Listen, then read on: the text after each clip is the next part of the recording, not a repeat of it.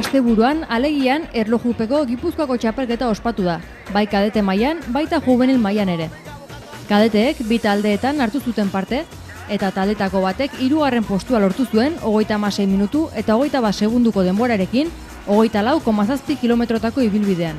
Juvenilen kasuan, bi baja izan zituzten, Jon Irisarri eta Xavier Contreras aurreko asteburuan jasandako erorketen erruz. Hala ere, hauen taldekideek 2. postua lortu zuten 34,5 kilometroak 44 minutu eta 43 segundutan eginez.